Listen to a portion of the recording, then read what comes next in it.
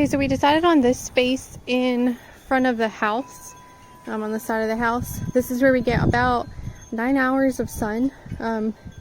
Where the beds are currently, we only get about 6 hours of sun, so this is going to be awesome. I noticed that my vegetables and stuff don't tend to grow as quickly as what I see from other people, so I'm hoping that moving them and giving them more consistent sun is going to improve that.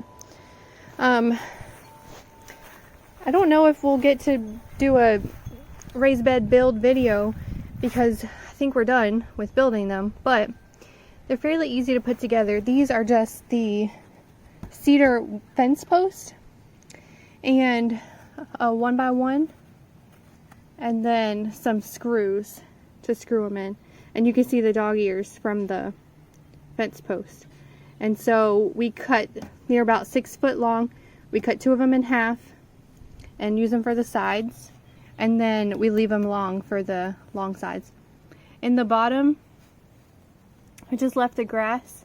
Eventually that grass will decay and break down and be nutrients for the soil, and then we put cardboard on the bottom to help prevent that grass from growing up through the garden bed until it has time to break down. Now normally the first layer is going to be leaves and grass. This is a little bit mixed up because we had this in the backyard where it didn't get enough sun. Now we're moving it to the front yard, so it's a little bit mixed up. But you can see a lot of leaf matter still in there, but it's starting to break down pretty good already.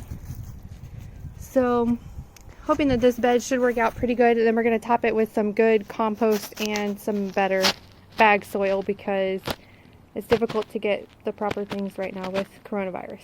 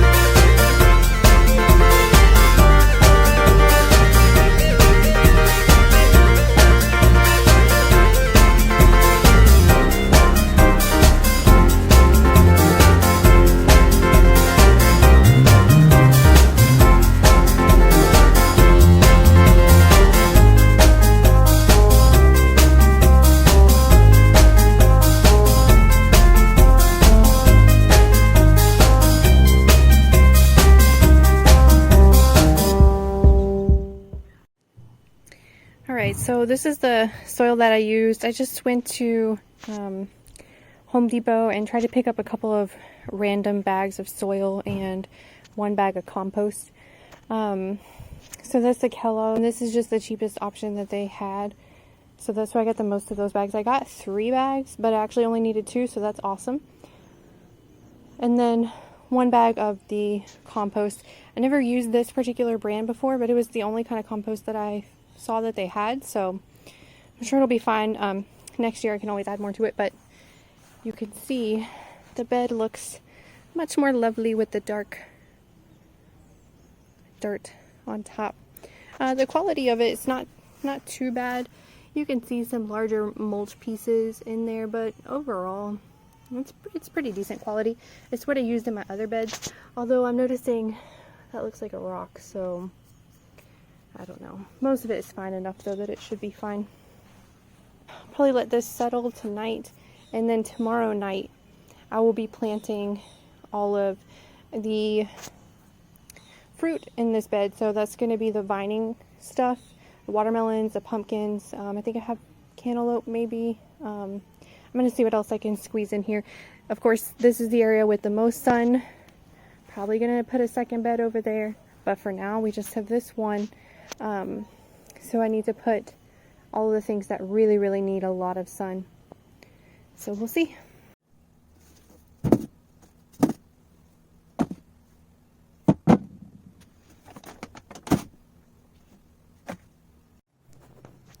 So usually I try and do the layouts before I plant everything, but this bed kind of got moved around and things got changed up, so I'm just laying out what I'm going to plant now. I'm not 100% sure what some of these things are, but I think I've got it mostly figured out.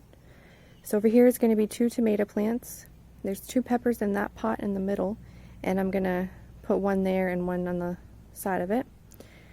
Right here on the bottom, I believe these are either cantaloupe or some type of pumpkin, so they'll have space to kind of fall over the side.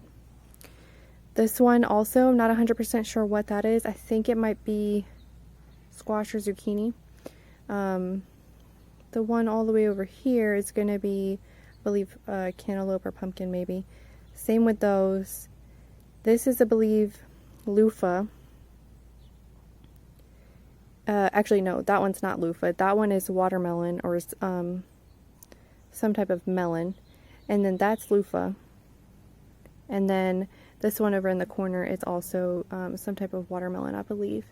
So I've got these all planted out. Should be enough space since they're going to be trailing over the sides. Eventually I'll come out here and stake up the tomatoes, but let me go ahead and get these put in the ground. So with tomatoes and really all of these plants, I like to peel off the bottom leaves. And when I put this in the ground, I'm going to plant it really deep. I'll probably take off this leaf as well and plant it about that far. So it's going to give it some more stability. Also, on a lot of these types of seedlings or a lot of the types of plants, the roots will actually grow all along the stem as far as you put it into the ground. Especially with tomatoes for sure.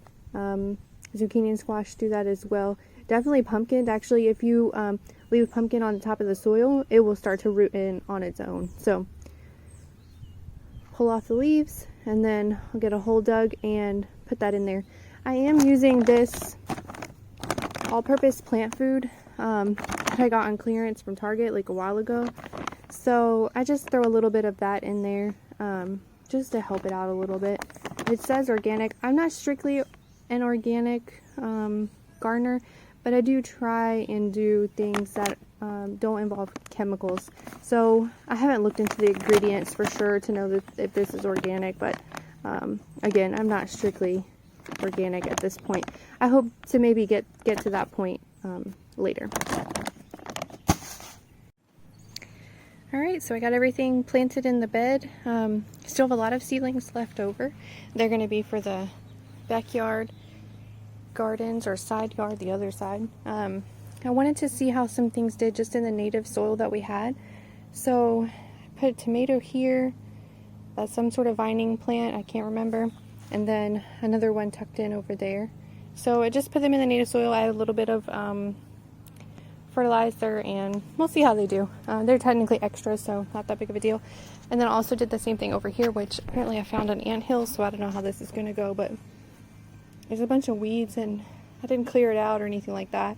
I just dug up some soil. I think that's a squash and that's a tomato plant.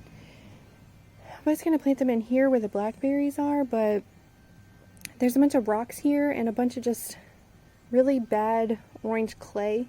So hopefully we can get the soil built up now that we're working on our compost so that we have this looking good next time. But yeah, this is how you go about setting up your raised bed.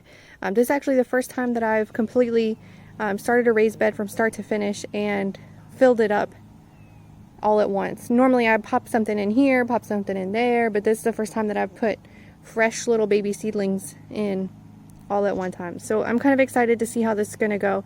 Again, this is the area of our yard that gets the most sun, about 9 hours. So yeah, leave a comment below letting me know what you guys are planting this year, and look at that cardinal. Oh, he flew away.